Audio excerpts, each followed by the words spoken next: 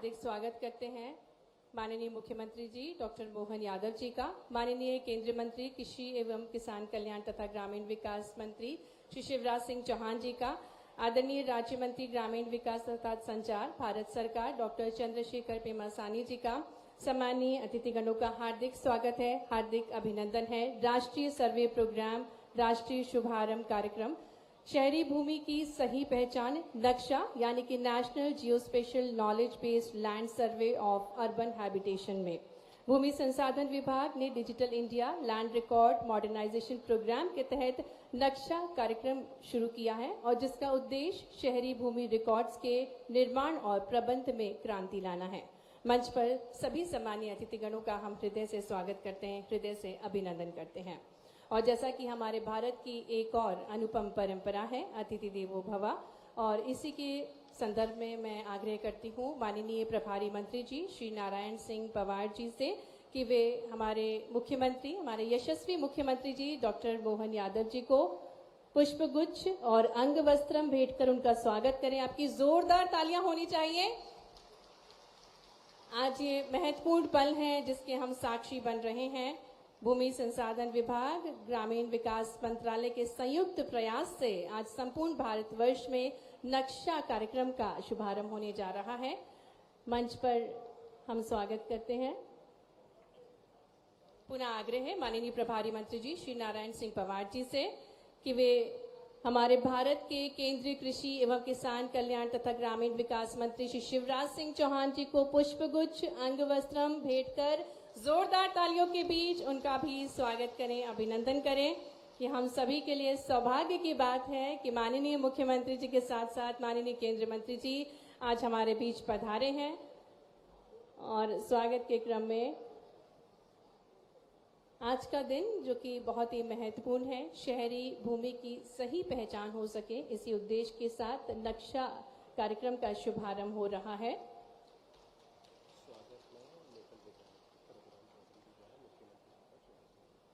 और अब मैं आग्रह करती हूँ माननीय विधायक डॉक्टर प्रभुराम चौधरी जी से कि वे माननीय मुख्यमंत्री जी को पुष्पगुच्छ भेंट कर उनका स्वागत करें और साथ ही में माननीय केंद्रीय मंत्री जी श्री शिवराज सिंह चौहान जी को भी पुष्पगुच्छ भेंट करें और उनका स्वागत करें।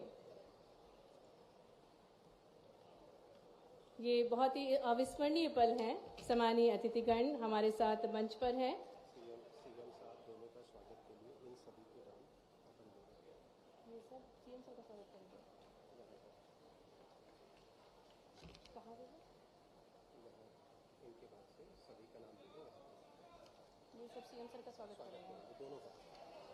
आग्रह करेंगे माननीय राज्य मंत्री जी श्री नरेंद्र शिवाजी पटेल जी से कि वे माननीय मुख्यमंत्री जी और माननीय केंद्रीय मंत्री जी को पुष्पगुच्छ भेंट कर उनका स्वागत करें। आग्रह करेंगे माननीय सांसद श्री दर्शन सिंह चौधरी जी से कि आप भी हमारे बीच पधारे, हमारे मध्य प्रदेश के यशस्वी मुख्यमंत्री जी को पुष्पगुच्छ भेंट कर उनका स्वागत करें। साथ ही में हमारे भारत के केंद्रीय मंत्री श्री शिवराज सिंह चौहान जी को पुष्पगुच्छ भेंट कर उनका स्वागत करें। आग्रह करेंगे माननीय विधायक श्री सुरेंद्र पटवा जी से कि वे माननीय मुख्यमंत्री जी और माननीय केंद्रीय मंत्री जी को पुष्पगुच्छ भेंट कर उनका स्वागत करें। आग्रह करेंगे माननीय डॉक्टर प्रभुराम चौधरी जी से कि आप भी माननीय मुख्यमंत्री जी, माननीय केंद्रीय मंत्री जी को पुष्पगुच्छ भेंट कर उनका स्वागत करें। आग्रह है माननीय श्री यशवंत सिंह जी से, अध्यक्ष जिला पंचायत जी से, कि वे माननीय मुख्यमंत्री जी और माननीय केंद्रीय मंत्री जी श्री शिवराज सिंह चौहान जी को पुष्पगुच्छ भेंट कर उनका स्वागत करें। आग्रह है माननीय जिलाध्यक्ष श्री राकेश शर्मा जी से कि वे माननीय मुख्यमंत्री जी और माननीय केंद्रीय मंत्री जी को पुष्पगुच्छ भेंट कर उनका स्वागत करें, अभिनंदन करें। और अब हम आग्रह करेंगे सचिव भूमि अध्यक्ष राकेश शर्मा जी, माननीय नगरपालिका अध्यक्ष श्रीमती सविता जमुना सेन जी, हमारे भारत सरकार के सचिव मनोज जोशी जी, कुणाल जी, हमारे पोरवाल जी, प्रमुख सचिव राजस्व, और इस अवसर पर मौजूद इतनी बड़ी संख्या में रायसेन में सभी भाइयों बहनों सबको प्रणाम करता हूं, अभिनंदन करता हूं आपका। आज का ये कार्यक्रम थोड़ा अलग हटके है, लेकिन इसका मजा भी है हमारे लिए। यहां अपने रायसेन के अंदर, मूलतः रायसेन जिला विदिशा जिला, ये तो पूरा प्रदेश ही माननीय भाई साहब के माध्यम से जिस प्रकार से खेती किसानी के लिए ऊपर हेलीकॉप्टर से मजा आ रहा था, जहां तक निगाह जाए खेतों की लहलहाती फसलें आनंद में डुबा रही है। ये जो मजा है इसका एहसास हम सबको है। माननीय चंद्रशेखर जी कह रहे थे भाई साहब से कि सब दूर ग्रीनरी ग्रीनरी दिखाई रही है। हमने कहा आपने तो अभी कम देखा है, थोड़ा और ऊपर से देखो तो पूरे प्रदेश में हरियाली दिखाई देती है। ये मध्य प्रदेश का मजा है। और ज्यादा दिन नहीं हुआ, 2003-4 में इसी राज्य के अंदर केवल 7 लाख हेक्टेयर में सिंचाई होती थी। कहां 1956 में बना मध्य प्रदेश, और कहां 3-4 तक की ये लंबी यात्रा, लेकिन एक क्षेत्र में नहीं, सारे क्षेत्रों में मध्य प्रदेश का 2-1 साल पटवाजी का विकास का मामला छोड़ दो, या वो हमारे अपने जनता पार्टी का पूरा समय कांग्रेस के हाथों में था, लेकिन पूरा प्रदेश सिंचाई अभाव में नंबर 1, अव्यवस्था में नंबर 1, बिजली नहीं मिले नंबर 1, लगातार प्रदेश अंधेरे में था। जोरदार अभिनंदन करो, ये भारतीय जनता पार्टी की सरकारें हैं जिनके माध्यम से अब ये 15 साल 20 साल में जो सरकारें चली, और माननीय भाई साहब का सबसे अच्छा समय रहा जब बिजली में सरप्लस है। हमारे लिए सौभाग्य की बात है। अब तो आने वाले समय में जिस प्रकार का समय चल रहा है, अब रात में आपको पानी खेती में लगाने की जरूरत नहीं है, दिन में बिजली मिला करेगी, दिन में बिजली अपने खेतों के अंदर मिलेगी। आने वाले समय में एक एक करके जिस प्रकार के विकास के कामों को लेकर के यहां हमारे लिए आज आधार बना है। आधार कृषि प्रधान अपना प्रदेश, और कृषि प्रधान प्रदेश के अंदर ये जो नवीन तकनीक का जोरदार अभिनंदन श्रीमान नरेंद्र मोदी जी का, एक बार दिल से जोरदार अभिनंदन करो। क्या माननीय प्रधानमंत्री नरेंद्र मोदी जी है, और क्या उनका विजन है, क्या उनका काम करने का तरीका है। दुनिया के सारे देश, कौन ऐसा देश का दुनिया का बड़ा नेता नहीं है जो मोदी जी का स्वागत करने के लिए तैयार नहीं है। ये उनका नहीं, पूरे देश का अभिनंदन है। ये हमारे लिए सौभाग्य की बात। दुनिया का सबसे बड़ा नेता, अमेरिका का राष्ट्रपति और दुनिया का सबसे धनी देश, कितना सुंदर लगता है। हर भारतीय की छाती 56 इंच की हो गई जब प्रधानमंत्री कुर्सी पे बैठ करके 2 शब्द लिखने गए, अमेरिका का राष्ट्रपति कुर्सी सरका के मोदी जी के लिए सम्मान दे रहा। ये आनंद की चीज, हमें कितना आनंद आया। ये है वो दिन जिसके लिए माननीय मोदी जी ने भारत का जिस प्रकार का समय चल रहा है, ये स्वामी विवेकानंद की उस भविष्यवाणी को सार्थक कर रहा है। हमारे लिए सौभाग्य की बात है। कहां 10-20 साल पहले हमारे मौन प्रधानमंत्री जाते थे तो मिलने का समय नहीं देता था अमेरिका। प्रधानमंत्री 1 दिन 2 दिन 3 दिन अमेरिका में डले रहते थे, लेकिन अमेरिका का राष्ट्रपति कार्यालय से मिलने के लिए समय देने में 10 बार विचार करता था। और अब क्या माहौल बना है, अपने हाथ से लिख के दुनिया के great prime minister Narendra Modi, ये है उनका काम करने का तरीका। और हमारे लिए तो और सौभाग्य की बात है, मध्य प्रदेश में जब खेती किसानी की बात आ रही है, हमको मालूम बेतवा केन ये मध्य प्रदेश में नई नदियां नहीं है, लेकिन कांग्रेस के शासन काल में इन नदी जोड़ो अभियान में भी अड़ंगे लगाए थे। ये 20 साल पहले जोरदार अभिनंदन स्वर्गीय भारत रत्न अटल बिहारी वाजपेयी का करो, जोरदार अभिनंदन करो, जिन्होंने सपना देखा था नदी से नदी जोड़ो अभियान का। हमारी सरकार माननीय शिवराज सिंह जी भाई साहब भी आगे बढ़े थे, लेकिन जयराम रमेश कौन से कांग्रेस के नेता लगातार अड़ंगे लगाते रहिए, और उन अड़ंगों के कारण से नदी जोड़ो अभियान लगातार परेशान कर रहा था। मुझे इस बात का संतोष है, माननीय मोदी जी जो कहते हैं वो करके दिखाते हैं, एक नहीं सभी मामलों में। इसलिए मोदी जी ने कहा, अरे एक नदी में बाढ़ आ रही और दूसरी नदी सूखी पड़ी, और ये बेतवा तो आपके बगल में से निकलती है, आपके जिले की बेटी है भाई साहब, बेतवा यहीं से निकलती, यहां के बाद विदिशा जाती है। अरे मोदी जी ने नदी जोड़ो अभियान के माध्यम से ये रायसेन, विदिशा, ऐसे 13 जिलों के लिए 1 लाख करोड़ रुपए दे रहे हैं। जोरदार अभिनंदन करो मोदी जी के माध्यम से। आपके यहां कोई खेत खाली नहीं रहेगा, हर खेत को पानी मिलेगा, हर खेत को बिजली मिलेगी। इसीलिए ये नक्शा कार्यक्रम है। अब आपके अपने गांव में, आपके प्लाट में, आपके शहर में ड्रोन से सर्वे करके नक्शे के आधार पर जो जहां वहीं रहेगा, उनकी व्यवस्था में मदद करने के लिए आज का ये कार्यक्रम है। मेरी अपनी ओर से वाकई बधाई देना चाहूंगा। अब हमारी जमीन इतनी कीमती हो गई है, आप सबसे भी हाथ जोड़ के निवेदन है, यहां जितने किसान बैठे हैं, आपको कोई कठिनाई आए, किसी कारण से आपको पैसे की जरूरत हो, पहले तो 2 चीज से बचना कि मौत मैयत में जबरदस्ती जमीन गिरवे रख करके या कर्जा करके अपन मृत्यु भोज देते, इससे बचना ये फालतू का काम है, अपना नुकसान होता है। गलत तो नहीं कह रहा हूं, सही कह रहा हूं कि नहीं कह रहा हूं? तो आने वाले समय में 1-1 रुपया बचाओ, अपनी बाल बच्चों को पढ़ाओ, आगे बढ़ाओ। हमारे लिए मेहनत का पैसा अपनी आने वाली पीढ़ी के लिए होना चाहिए, फालतू पैसा मत बिगाड़ना। और सरकार के माध्यम से अब तो लगातार आपके लिए सिलसिला चालू कर दिया। इसी साल गेहूं खरीदेंगे तो 2600 रुपए कुंटल गेहूं खरीदने वाले, 2600 रुपए कुंटल। किसानों के लिए आप आने वाले समय में, ये हमारा घोषणा पत्र था, कांग्रेस के लोग कह रहे हैं 2700 की बात कर रहे हो, अरे ये स्पीड रही तो अगले साल 2700 भी बाहर हो जाएंगे, ये पक्का आश्वासन आपको दे रहे हैं। और एक नहीं, हमारी सभी योजनाएं, लाडली बहनाएं बैठी, जोरदार अभिनंदन करो बहनों का।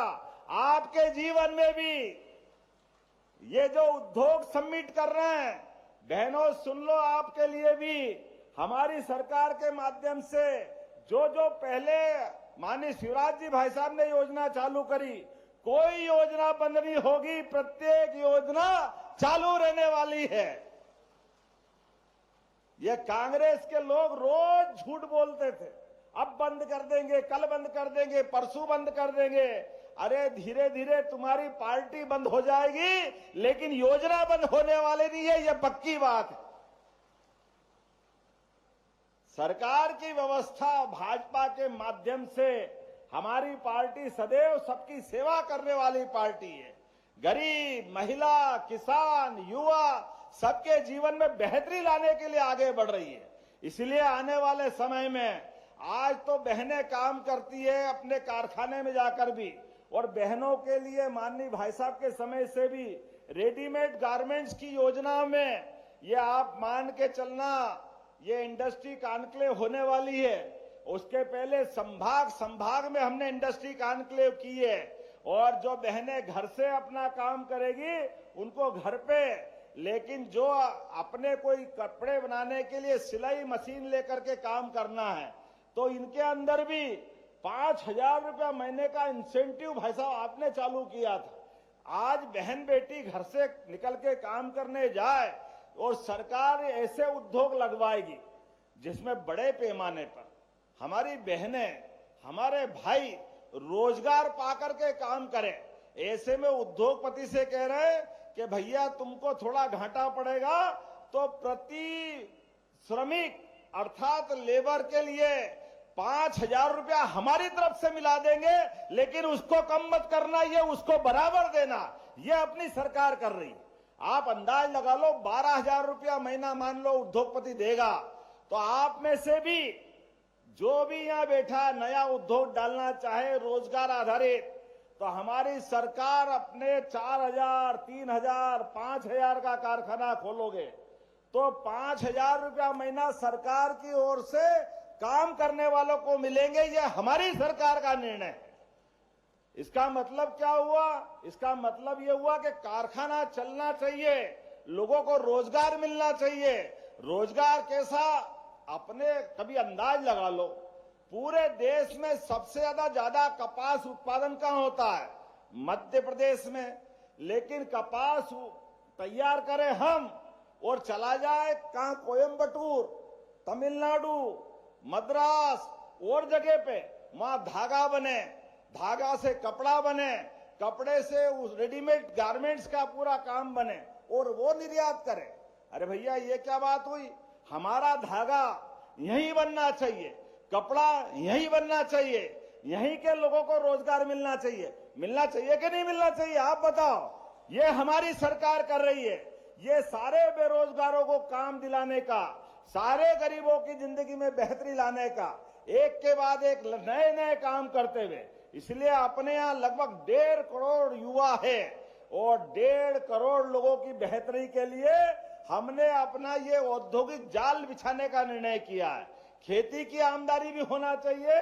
एक घर में 2 आदमी 3 आदमी बच्चे तैयार हो गए तो खेती भी अच्छी हो और उसके हाथ में उद्योग धंधे में जाने का रास्ता भी मिले, इसके माध्यम से उसकी जिंदगी अच्छी हो। इसलिए उद्योग लगा रहे हैं। लेकिन उद्योग लगाते लगाते और खेती करते करते एक और रास्ता है, और वो रास्ता है दूध उत्पादन का।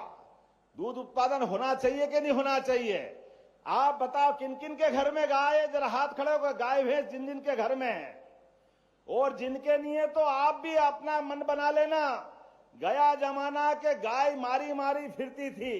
अपनी सरकार के माध्यम से अब 10 से जो ज्यादा गाय पालेगा उसको भी अनुदान सरकार की तरफ से देने की घोषणा कर रहे हैं। अरे जिनके घर गाय वो गोपाल, और जिनके घर में गाय का कुल वो घर घर गोकुल। तो हमारे घर में गोकुल होना चाहिए कि नहीं होना चाहिए? बोले गोपाल कृष्ण भगवान की। सरकार के माध्यम से गाय माता के अंदर तो 33 करोड़ देवी देवताओं का वास होता है। गाय से हमारी संस्कृति है और हमने अपनी माँ का दूध पी करके बड़े हुए। लेकिन हम तो अपने को धन्य मानते हैं। हिंदू संस्कृति में सभी पशुओं में एकमात्र गौ माता है जो अपने बच्चों को भी दूध पिलाती है और हमको भी दूध देती है। ये और कोई नहीं देता, केवल गौ माता देती है। ऐसे में गौ माता की जिंदगी बचाने के लिए सभी नगर निगम में आपके खेतों में अगर नुकसान होता है, अगर कोई गौ माता आवारा आपकी निगाह में है, लावारिस है, अपाहिज है, तो सभी नगर निगम भोपाल, इंदौर, ग्वालियर, जबलपुर, यहां तक कि रायसेन में भी गौशाला बना करके उन गाय को पालने की जवाबदारी सरकार लेने वाली है। आपके साथ खड़ी सरकार है। कोई गौ माता को आवारिस या लावारिस नहीं होने देंगे। लेकिन केवल गौशाला में नहीं पालेंगे, घर घर भी गाय माता पालना है। इसलिए केवल गाय माता नहीं, अपना सौभाग्य मध्य प्रदेश तो और भाग्यशाली है। जहां भगवान राम ने अयोध्या छोड़ी तो 14 साल में 11 साल हमारे अपने चित्रकूट में रहे, तो चित्रकूट के धाम को भी जगमगाएंगे। बोला जय जय श्री राम। जब अयोध्या में भगवान राम मुस्कुरा रहे हैं तो चित्रकूट में आनंद आना चाहिए कि नहीं आना चाहिए? और जब वहां आनंद भगवान राम का आएगा तो गोपाल कृष्ण कैसे पीछे रहेंगे? अपने मध्य प्रदेश में कंस को मारने के बाद भगवान कृष्ण उज्जैन पढ़ने आए। तो ये आपसे निवेदन करता हूं, अपने लिए भी अपने बच्चों को पढ़ाने लिखाने के लिए भगवान गोपाल कृष्ण से सीखना है। कोई भी अपने बच्चों को पढ़ाने लिखाने में जरा भी कठिनाई आए, अपनी सरकार पूरी मदद करेगी। भाई साहब के समय से योजनाएं चालू है, हम उसको और बढ़ाने वाले हैं।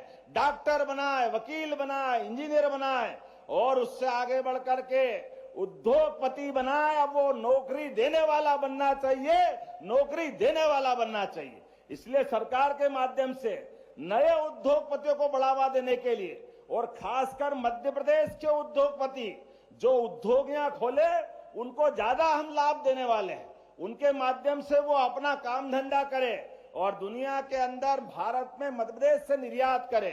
आज के इस अवसर पर ऐसी बहुत सारी योजना बता सकते हैं, लेकिन आज का ये कार्यक्रम अलग प्रकार का है और हमारे बड़े भाई भी बोलने वाले हैं। अभी मैं उनकी बात तो नहीं रोकता हूं, लेकिन उसके पहले प्रभुराम जी को भूल नहीं रहा हूं। प्रभुराम जी मुझे याद है, प्रभुराम जी के माध्यम से आज जब हम अपने यहाँ कृषि की बात कर रहे हैं तो कृषि उपज मंडी कैसे छोड़ेंगे? निश्चित रूप से कृषि उपज मंडी बनाई जाएगी। ताली बजाओ तो अच्छी बजाओ, नहीं तो घोषणा वापस ले लूंगा। प्रभुराम जी ने जो जो कहा है, आपने कहा कि रायसेन जिले में औद्योगिक केंद्र, अरे भैया मेरे जितनी देर का भाषण उसमें आधे से ज्यादा उद्योग के मामले में बोल रहा हूं। तो निश्चित रूप से रायसेन के युवाओं को रोजगार दिलाने के लिए औद्योगिक क्षेत्र बनाया जाएगा। आपने कहा यहां सांची में महाविद्यालय बनाना है, सांची और देवनगर। निश्चित रूप से सांची में और देवनगर में जहां आप चाहोगे कॉलेज बनाने की घोषणा की जाती है। अपने बच्चे पढ़े लिखे, कॉलेज खुलेगा तो लाभ ही मिलना है। और बात तो बहुत सारी कर दी आपने, लेकिन आने वाले समय में हमने कहा कि केवल भगवान कृष्ण के तीर्थ नहीं बनेंगे, भगवान कृष्ण के माध्यम से हमारे अपने आप बताइए, भगवान कृष्ण अगर माथे पे मोर मुकुट लगाते हैं तो मोर मुकुट क्यों लगाते हैं? मोर मुकुट के माध्यम से वो गांव की संस्कृति को भूलते नहीं है, गांव के लोगों का सम्मान नहीं भूलते। ये गोपाल कृष्ण ने हमको सिखाया है। और विद्या में विद्या जो उनने सीखी, 64 कला, 14 विद्या, 4 वेद, 18 पुराण, सारे उपनिषद, विद्या वो जो कठिन समय में याद आए। तो भगवान ने महाभारत के इस युद्ध में अपने गीता के माध्यम से जो संदेश दिया है, वाकई शिक्षा का वो संदेश दुनिया में फैलना चाहिए। मोदी जी के लिए एक बार फिर जोरदार ताली बजाओ। इस कारण से भी अब हमारे यहां कोई विदेश का व्यक्ति आता है तो विदेश के व्यक्ति को अब अपने यहां से माननीय मोदी जी देने में पवित्र गीता की प्रति भेंट करते। ये है हमारा सौभाग्य। ऐसी गीता माता के आधार पर हमारी सनातन संस्कृति को हम जानते हैं। इसलिए हमने कहा हमारी विचारधारा सर्वे भवन्तु सुखिना सर्वे सन्तु निरामया। किसी के लिए भी हमारे मन में कोई गलत भाव नहीं है। हम तो प्राणी मात्र में सद्भावना देखने वाले लोग हैं और विश्व के कल्याण की बात करने वाले लोग हैं। ऐसे में हमारे मन में रोम रोम में राम समाये हुए हैं, रोम रोम में भगवान कृष्ण समाये हुए हैं। इसलिए भगवान राम के जीवन की गाथाएं, भगवान कृष्ण की कहानियां अपने अपने स्थान पर सांस्कृतिक भवन बना करके वहां विचार विमर्श के लिए, और कोई दायरा नहीं है कि केवल हमारे धर्म की बात करेंगे, सभी धर्मों की बात करेंगे, लेकिन स्थान स्थान नगर नगर पर गीता भवन बनाने वाले हैं। गीता भवन ये हमारी सरकार का निर्णय है। अब गीता भवन बनाएंगे तो भागवत जी कराना हो, सप्ताह जी कराना हो, रामायण कराना हो तो हमारे गीता भवन काम आएंगे। और बच्चों को अलग से कोई आयोजन करना हो, कहीं कोई लाइब्रेरी चलाना हो, ये गीता भवन में सारी व्यवस्था की जाएगी। और सरकार पर्याप्त धनराशि देकर के, मुझे बताया आपने अपना सामुदायिक भवन मांगा है, क्या मांगा? सभागार। तो गीता भवन के माध्यम से रायसेन में बड़ा गीता भवन बना जाएगा जिसमें ये सारी बातें जोड़ेंगे। और केवल रायसेन में नहीं, नगरीय निकाय जहां जहां भी है, सांची में और जो जो स्थान है वहां सब दूर उनकी साइज के हिसाब से, जो बड़ा नगर है वहां बड़ा बनेगा, जो छोटा स्थान है वहां छोटा बनेगा, लेकिन सब दूर बनाने वाले। आज के इस अवसर पर मुझे बताया गया है, आप कह रहे थे अभी परिसीमन का झगड़ा पड़ा है, सांची को कोई कहीं नहीं ले जा सकता, आप जहां चाहोगे वहीं रहेगा, कोई कंफ्यूजन मत पालना। परिसीमन के माध्यम से व्यवस्थाओं में सहयोग करने की बात कही है, जो सब मांगे वो कर दो, जबरदस्ती नहीं करना है। विकास के मामले में सबकी सहमति चलना चाहिए, कोई झूठी बात कर दे ऐसी बात को मत मानना। लेकिन आप तो मेरे सबसे खास दोस्त हो, आप अभी कह रहे हो कि रायसेन का किला आपसे ज्यादा मुझे अच्छा लगता है। क्या रायसेन का किला है, क्या इसका गौरवशाली अतीत है? बहुत सारी बातें मैंने कलेक्टर से कहा है, आप प्रस्ताव बनाओ रायसेन के किले के लेकर के, आप जो I congratulate you for organizing this mega event and CII. नजर आ रहे हैं मोहन यादव और उनके साथ यहाँ पर कैलाश विजयवर्गीय भी मौजूद हैं। Sir, of our full support.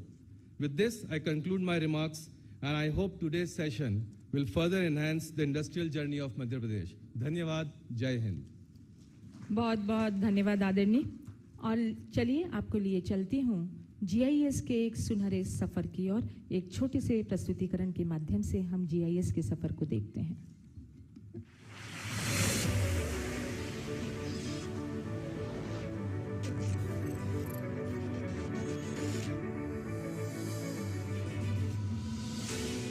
If you seek a land wherein finite possibilities meet boundless opportunities, if you see the nation's largest solar and hydropower plants exist alongside one another on Narmada River, if you're passing through Asia's longest high-speed automotive testing track, if you find more than 300 pharma and medical devices or medtech companies in one land and medicines being exported to 160 countries, if you witness a thriving agricultural ecosystem that produces 27% of India's organic crops and as many as 11 agroclimatic zones, which is the highest in the nation.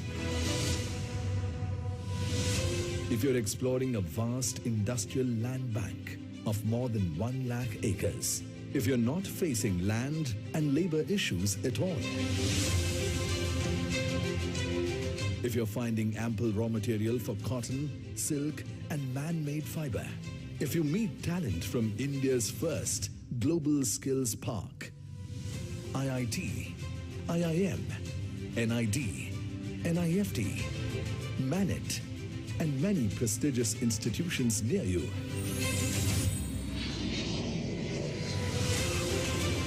if you have access to multiple airstrips and 6 world-class airports for connectivity and doing business with ease, if you see a defense hub emerging, if natural resources are in abundance and readily available at your factory's doorstep, if you're awed by World Heritage Sites, wildlife around you, and blessed by spiritual, divine destinations symbolizing India's timeless traditions.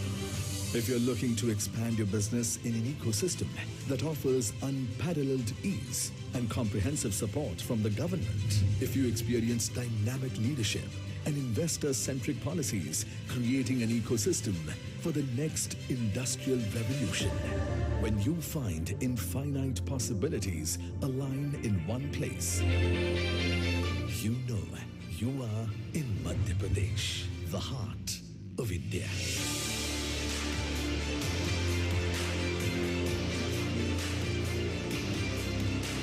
Welcome to the 8th Global Investors Summit 2025, Bhopal, Madhya Pradesh, where global visionaries, policymakers, and industry leaders will converge for 2 power-packed days. Engage directly with Chief Minister Dr. Mohan Yadav, who is committed to realizing the Honorable Prime Minister Narendra Modi's vision of a developed nation. The summit transcends boundaries with groundbreaking collaborations and strategic partnerships that drive global investment and innovation. From celebrating our heritage to building a sustainable tomorrow. आप आइए और आप अगर policy से out of जो भी जाना हो तो सरकार तैयार है आपकी सारी मदद करने के लिए। If you're looking to discover and embrace infinite possibilities of growth, we invite you to join us at the Invest Madhya Pradesh Global Investors Summit 2025 in Bhopal on the 24th and 25th February. ये था हमारा GIS का सुनहरा सफर। मेरे media भाई बंधु जो photographs ले रहे हैं उनसे एक छोटा सा अनुरोध है कि आप फोटोग्राफ लेकर थोड़ा पीछे हो जाएं ताकि हमारे जो पीछे उद्यमी बैठे हैं उनको देखने में सुविधा हो। भैया मधु भैया, बड़े भैया, हमारे विधायक, इस अवसर पर हमारे सभी वरिष्ठ अधिकारीगण, मैं ये सोच रहा था जितने अच्छे ढंग से अपने माइक पे विषय रख रहे थे और विषय की चिंता भी कर रहे थे। इधर से अधिकारी भी बात रख रहे हैं, तो अपने इन्वेस्टर समिट का रीजनल स्तर पे से लगा करके ग्लोबल आते आते तक और कोई लाभ मिला नहीं मिला, सब अच्छा भाषण देना सीख गए, ये भी अच्छी बात। आज मेरे को मालूम नहीं, कभी राघवन जी ये रिकॉर्ड भी देखना, जब से आजाद हुआ है अपना देश और मध्य प्रदेश का गठन हुआ होगा, मुझे नहीं मालूम कि कोई मुख्यमंत्री इतने भाषण भी सुन रहा सबके अपने विषय को इतने अच्छे ढंग से, लेकिन इसकी सकारात्मकता भाव देख रहे हैं, नकारात्मकता नहीं। हमारी कठिनाई और हम नहीं बोलेंगे तो कौन बोलेगा, और बोलने के साथ उसका समाधान भी आना चाहिए।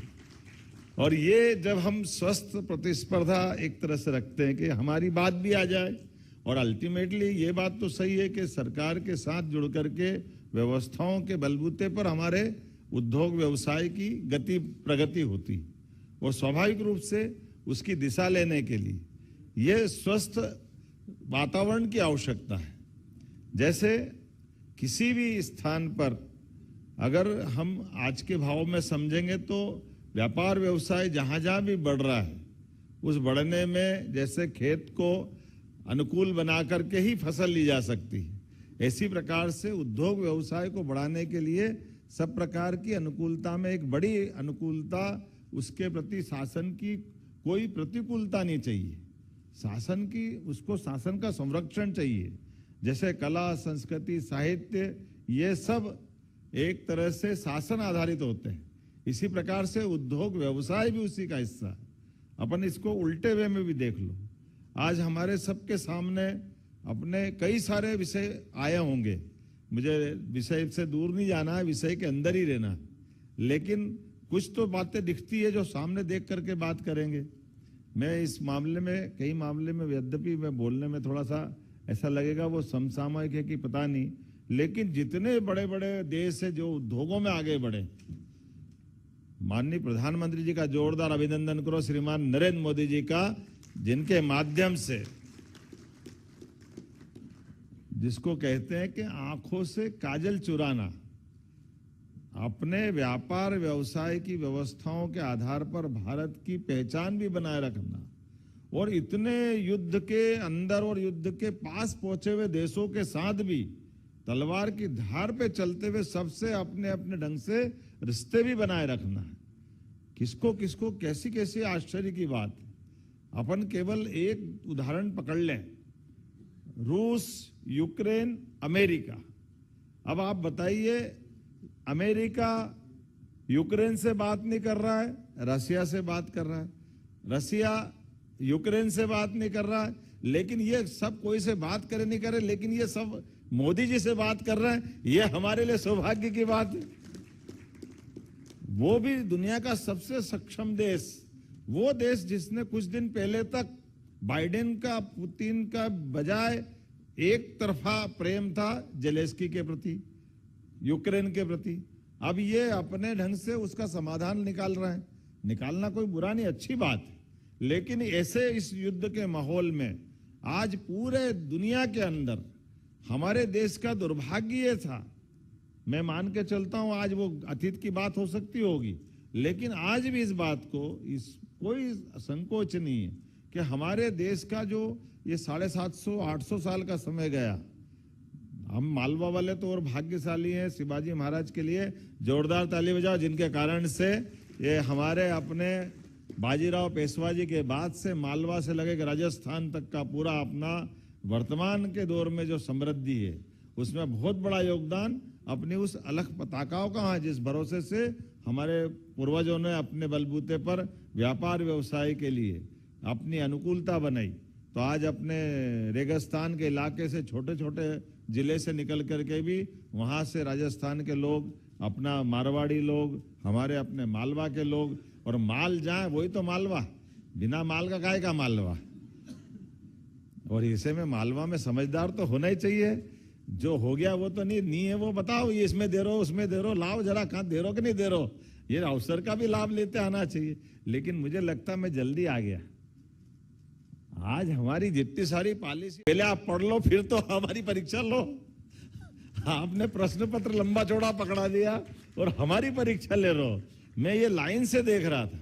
अब आपके ये उत्तर देने की स्थिति में थोड़े थोड़े कोशिश करता हूं। हमारी जो एमएसएमई की नई पॉलिसी आई, आप कल्पना कर लो 52% तक हम सब प्रकार की अनुकूलता की उसमें सब्सिडी देने वाले हैं। और गुंजाइश कैसी ले रहे हैं? 10 करोड़ से लेकर ऊपर का निवेश हमारे खास करके ऐसे जिले जो पिछड़े हैं, लेकिन हमने उसको चलती पॉलिसी में कैबिनेट के अंदर संशोधन करा दिया कि ये 10 करोड़ भी ज्यादा है, लेकिन आप 2.5 करोड़ से ऊपर का कोई भी इन्वेस्टमेंट करेगा उसको भी लाभ दोगे, उसकी फैक्ट्री का भी महत्व है। अर्थात छोटी से छोटी जो निवेशक अपने साथ जुड़ रहा है उसके हितों का ध्यान रखते हुए। अब कुछ प्रैक्टिकल बात भी है, जैसे उदाहरण के लिए अगर अपने पास मालवा के आसपास में तो 10-5 करोड़ बड़ी बात नहीं, लेकिन अगर कोई अलीराजपुर में इंडस्ट्री डालेगा तो अगर वो 2.5-3 करोड़ की भी डालता है हमारे लिए वो भी बड़ी बात है। अगर वो सेंधवा में दाल मिल का कारखाना खोल रहा है तो दाल मिल के कारखाने में 4 करोड़ रुपए लग रहा है, तो 4 करोड़ वाले को भी तो लाभ देना पड़ेगा। वो एमएसएमई में नहीं आएगा क्या? तो केवल बड़े के अंदर ही बड़े में भरे में कब तक भरोगे? छोटे को भी खड़ा करो, ये भी तो भाव होना चाहिए कि नहीं होना? इसलिए सब सेक्टर का ध्यान देना, बड़े से बड़े आदमी का भी ध्यान रखना और छोटे से छोटे का ध्यान रखना। आज छोटा है कल बड़ा बनेगा, इसकी तो आवश्यकता है। इसलिए वो सारी बातें को जोड़ा है जिसमें सब प्रकार से लाभ दे रहे हैं, कैपिटल में भी दे रहे हैं, बाकी भी सरकार की व्यवस्था में भी दे रहे हैं। तो ये लाइन से एमएसएमई के लिए तो आज माननीय कैलाश जी भाई साहब ने सही कहा है, एमएसएमई की हमारी पॉलिसी आ गई। माननीय अध्यक्ष जी, मालवा चैम्बर है ना, उसी के अध्यक्ष है ना, तो आप एक बार पॉलिसी पढ़ करके फिर इसमें आप और बताना, जो छूटा है वो भी जोड़ देंगे, आप चिंता मत करना, इसमें कोई देर नहीं रहेगी। लेकिन मुझे ऐसा पूरा भरोसा है कि वो सारी चीज उसमें आ जाएगी। हाँ, वो भी करने वाले एमएसएमई का। तो अभी मैं इस पे विस्तार से थोड़ी थोड़ी बात करते जा रहा हूं। अभी आपने देखा कि हमने समग्र रूप से सभी चीजों को जोड़ते हुए एक अनुकूल माहौल बनाने के लिए एक ही स्थान पर टूरिज्म की बात भी हो रही, एमएसएमई की भी हो रही, हेवी इंडस्ट्री की भी हो रही, फार्मा की भी हो रही, इलेक्ट्रॉनिक्स की भी हो रही, ड्रोन की भी हो रही, चिप और जो हमारा सेमीकंडक्टर की भी हो रही। क्योंकि एक बार सरकार के सभी मंत्रालयों के साथ मिलकर के कुल मिलाकर के हमने वो सारी बात करते करते उद्योग धंधे व्यापार व्यवसाय को बढ़ाने के अंदर की संकल्प शक्ति दिखाने का प्रयास किया और दिन दिन भर किया कि भाई आज दिन भर और दूसरा कोई काम नहीं, कोई भूमि पूजन नहीं, कोई लोकार्पण नहीं, और ऐसे ही सामान्य रूप से बैठ करके व्यापार व्यवसाय के लिए पूरे संभाग में करते करते आए। और उसका परिणाम ये निकला कि बहुत सारे सुझावों का हमारे पास संकलन भी हो गया और अपनी कठिनाई भी समझते गए। तो कुल मिलाकर के ये जो अब हमारी ग्लोबल इन्वेस्टर समिट हो रही तो उसमें ये सारी बात आ जाएगी।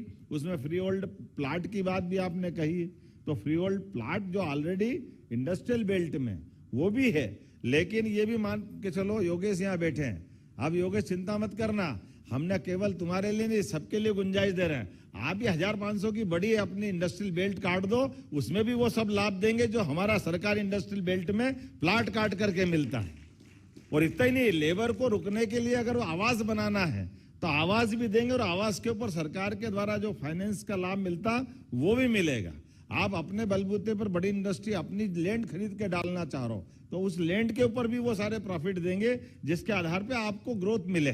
कुल मिलाकर के हमारे अपने एक एक निवेशक, और ये एक नहीं सभी सेक्टर में बढ़ते बढ़ते, अब जैसे मुझे बताया गया कि आपने नेमावर में फायर स्टेशन की बात कही, तो माननीय मंत्री जी यहाँ है ही सही, नेमावर में बिल्कुल एक क्या पूरा फायर फाइटर जितने आप चाहोगे लगवाएंगे, इंडस्ट्री तो लगाओ आप, निश्चित रूप से इसका प्लान करेंगे, चिंता मत करना, ये आपका प्लान भी इसमें है। स्टार्टअप के दृष्टि से भी हमारी बहुत अच्छी पॉलिसी आई है, उसमें कोई दिक्कत नहीं। एक मेट्रोपॉलिटन सिटी की बात आपने कही, अब मैं आपको बताता हूं, कल या परसों का समाचार पत्र आप देख लेना, इंदौर उज्जैन की कंपटीशन की बात आई है। कहां से आ गई कंपटीशन, मेरे तो समझ में नहीं आ रही। इंदौर उज्जैन तो मेट्रोपॉलिटन सिटी के आधार पर, और इकट्ठा भी कैसे करना आप कल्पना करना, बेस क्या रहता है, हमारा बेस उद्योग है, इसलिए उद्योग आधारित जिलों को कैसे मिला रहा है। मोटे तौर पर मैं एक आउटलाइन आपको बताता हूं। आउटलाइन में पीथमपुर अर्थात धार जिला, पीथमपुर से शुरू करते हुए पूरा इंदौर, इधर पास में चले जाओ तो देवास का इंडस्ट्रियल बेल्ट, तो देवास जिला पूरा हो गया। मक्सी का इंडस्ट्रियल बेल्ट तो शाजापुर आ गया, और शाजापुर से हमारा घटिया का बांध का इंडस्ट्रियल बेल्ट वो उज्जैन आ गया, और वहां से नागदा का इंडस्ट्रियल बेल्ट, ये पूरा बड़नगर के यहां से होते हुए लगभग 10,000 किलोमीटर का पूरा एरिया एक बना रहा है। बताओ इससे बाहर कहां जाने वाले? ये सारा इंडस्ट्रियल बेल्ट पूरा एक करेंगे। अब इसके आधार पर आप देखो क्या इंदौर उज्जैन की कनेक्टिविटी की बात आई। इंदौर उज्जैन की कनेक्टिविटी के रोड कितने हैं 4 लेन के? तीनों भैया कितने रोड हैं? मैं 5 बता रहा हूं तुमको। देखो आप अब लाइन से देखो, केवल इंदौर उज्जैन के 5 रोड। आप देवास से सीधा आ रहा जा रहा हो 1, अमलतास के पास से आ रहा हो 2, उज्जैन इंदौर वर्तमान का 4 लेन अब 6 लेन बन रहा, जिसपे काम चालू हो गए। कितने हो गए? और ग्रीन फील्ड का टेंडर कर दिया, कितना हो गए? और बदनावर से आप कहां से जा रहे हो? बड़नगर तक पहुंचा रहा हो नहीं पहुंचा रहा हूं? तो कितने रोड हो गए आपके? 5 रोड आज की स्थिति में। और छठा अगर आप कोशिश करोगे तो देपालपुर से नागदा वाला जब हम ये पूरा एरिया लाएंगे तो छठा भी आएगा कि नहीं आएगा? तो एक शहर से दूसरे शहर में, और एवरेज हमारी नगर निगम, अब आप देखो एक दूसरे के आसपास से, देवास नगर निगम उज्जैन इंदौर के बीच में केवल 40 किलोमीटर का अंतर है। तो कारपोरेशन भी ऐसे ही है। हवाई पट्टियां हमारे पास 3 आ रही है, हेलीपैड की तो अभी आप हर तहसील में गिनती कर लो। आज की एविएशन पॉलिसी के आधार पर हर 45 किलोमीटर में एक अपना पक्का हेलीपैड, 150 किलोमीटर में हवाई अड्डा, ये प्रदेश के लेवल पे बात कर रहे हैं एविएशन की पॉलिसी। और आपने एविएशन के आधार पर जो हमारे लिए अभी बात कही, हमने तो कहा कि हमारी पर फ्लाइट अगर अंतरदेशी नए रूट पे आएगी, मैं आपके लिए बताना चाहूंगा, तो पर फ्लाइट के लिए कोई भी कंपनी वाले आएगा तो 7.5 लाख रुपया सरकार के द्वारा दिया जाएगा कि नई फ्लाइट चालू करो, सरकार आपको इंसेंटिव दे रही ताकि कनेक्टिविटी बढ़ेगी।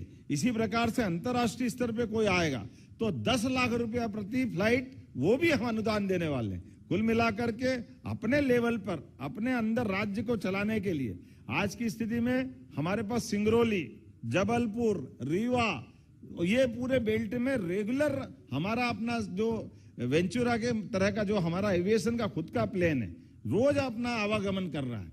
और आने वाले समय में एक टेंडर और फ्लोट कर रहे हैं, जिसके आधार पर इंदौर, उज्जैन और ओंकारेश्वर, ये तो हेलीकॉप्टर हम तुरंत चालू करने वाले हैं। 15-20 दिन में हो सकता है आपको जाने आने का मौका मिल जाएगा। और ये केवल ये नहीं, ऐसे प्रदेश के कई सारे स्थानों पर अलग अलग रूट निकाल करके कुल मिलाकर के अब आप इसकी कल्पना करो। मेडिकल टूरिज्म की बात कही, मेडिकल टूरिज्म में हम कितना आगे बढ़ रहे हैं अंदाज लगा लो। आज की स्थिति में पिछला 1 साल पूरे देश में एकमात्र हमारा ये अपना मध्य प्रदेश है जिसने अपनी एयर एम्बुलेंस चालू कर ली, जिसके भरोसे से हमारे आयुष्मान धारी जितने भी बीमार है, अगर उनको उन्नत अस्पताल पे पहुंचाना है, अगर हवाई पट्टी है तो प्लेन आएगा, 1 पैसा उसका नहीं लग रहा है, सारा पैसा सरकार दे रही। और अगर कच्चा स्थान है हेलीकॉप्टर उतारना, तो हमने हेलीकॉप्टर के एयर एम्बुलेंस भी बना दी। उसके आधार पर अभी पूरे प्रदेश के अंदर लगभग 600-700 फ्लाइट्स ने अलग अलग अपना काम किया है। लेकिन इतना बड़ा स्टेटस पे हम और आगे बढ़ रहे हैं। टूरिज्म के लिए, मेडिकल टूरिज्म के लिए जो जमीन चाहिए अलग से, आज मेडिकल पॉलिसी की भाई साहब ने बात कही है कि अभी हमने प्लान किया तो थोड़ा, अब ये अलग बात है कि सरकार के लेवल पे थोड़ा सरकार के अधिकारियों को भी सोचना पड़ता है। तो उन्होंने क्या 500 करोड़ का आएगा तो उसको लाभ देंगे, 250 करोड़ का आएगा तो लाभ देंगे। हमने कहा 250-500 कौन लगा रहा भैया अभी हाल, ये 50 और 100 करोड़ वाले को भी लाओ, हमारे लिए क्या तकलीफ है? तो ये आना चाहिए कि ना आना चाहिए? तो हमने और संशोधन कर दिया। इसके अलावा यहाँ तो छोड़ो, हमने तो कहा कि हम आपको तो बुला ही रहे हैं, लेकिन हरिद्वार की तर्ज पे टेम्परेरी खर्चा बार बार उज्जैन में क्यों करना चाहिए? तो हमने उज्जैन के अंदर भी परमानेंट स्ट्रक्चर के लिए सीमस्त की पूरी लैंड का 2300 हेक्टेयर का प्लान बना दिया कि स्थायी रूप से भी वहां पे अपने बड़े बड़े आश्रम बनाए, और आपके माध्यम से भी आपकी अपनी समाजों की धर्मशाला बनाना हो, अन्न क्षेत्र बनाना हो, स्कूल, कॉलेज जो बनाना हो वो बना करके ये 11 साल 10 महीने आप चलाओ और 2 महीने के लिए सीमस्त को सबको मिल जाएंगे। ये होना चाहिए कि नहीं होना चाहिए? हरिद्वार की तर्ज पे अपने यहाँ भी आनंद आना चाहिए। ये सारी चीजों को खड़ा करने के पीछे भाव ये है कि परमार्थ का काम भी हो तो अच्छे से होना चाहिए, सरकार का काम भी हो तो और अच्छे से होना चाहिए। इन व्यवस्थाओं के बलबूते पर पूरे प्रदेश के अंदर ये जितनी प्रकार की बातें आपने कही, मुझे लगता है वो अलग से बोलने की जरूरत तो नहीं है, लेकिन फिर भी आप मान के चलो इसके अलावा भी कोई सुझाव है तो हम अपने पूरे मनोमस्तिष्क से खुले मन से सबको स्वीकार कर रहे हैं और ये संवादों से हल हो सकता है।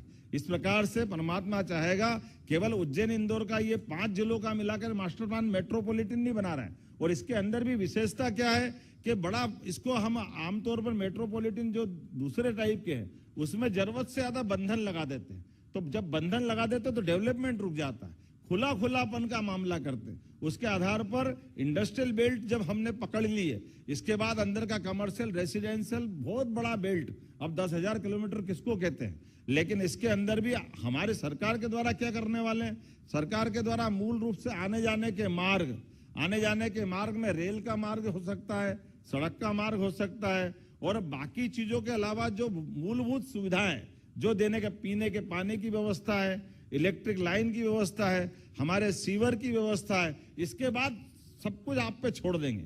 आज ही हमने अपनी नई आवास नीति वाली निजी निवेश की पॉलिसी बनाई।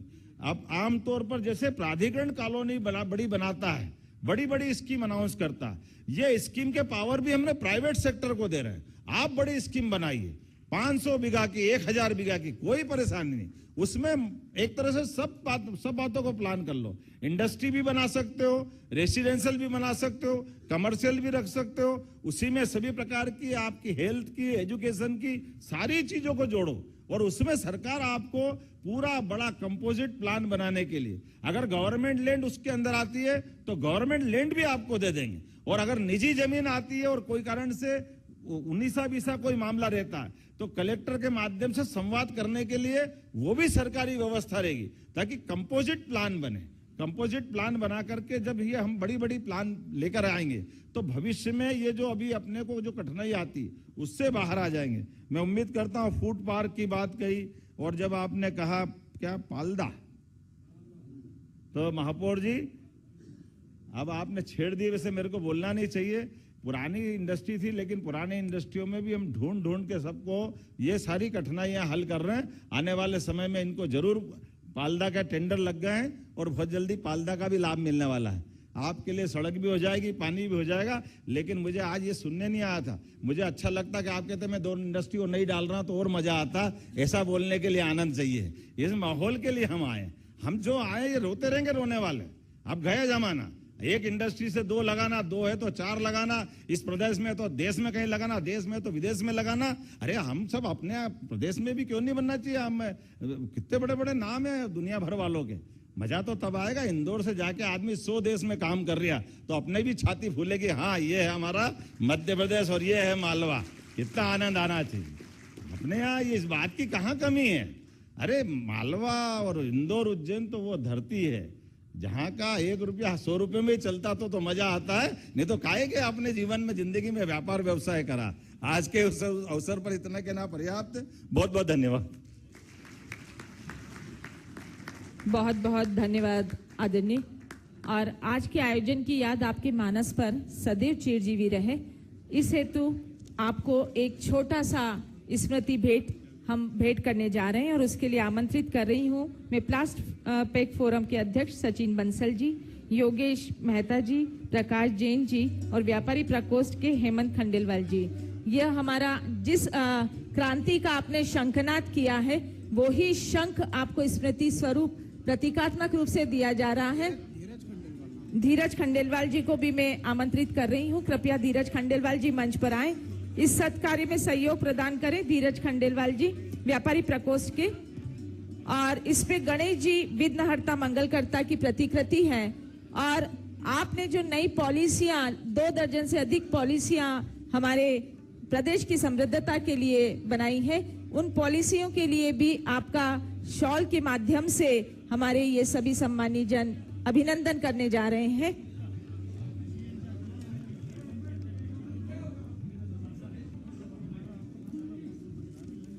धीरज खंडेलवाल जी, सचिन बंसल जी, योगेश मेहता जी, प्रकाश जैन जी। और हमारा कार्यक्रम अंतिम सोपान पर है और अंतिम सोपान पर आभार व्यक्त करने के लिए आमंत्रित कर रही हूं पीथमपुर औद्योगिक संघ के अध्यक्ष गौतम कोठारी जी को कि कृपया वे आएं और आभार व्यक्त करें।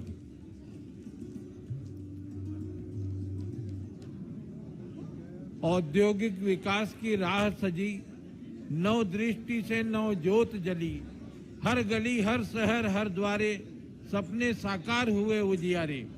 संकल्प लिए जो ठान लिया, अब अवसर को पहचान लिया, श्रम और संकल्प की धार से बढ़े प्रदेश उन्नति के द्वार से। नई उड़ान नया विश्वास, मध्य प्रदेश की नई तलाश, डॉक्टर मोहन श्रम के प्रतीक, आपका यश बढ़ाए प्रदेश की रीत।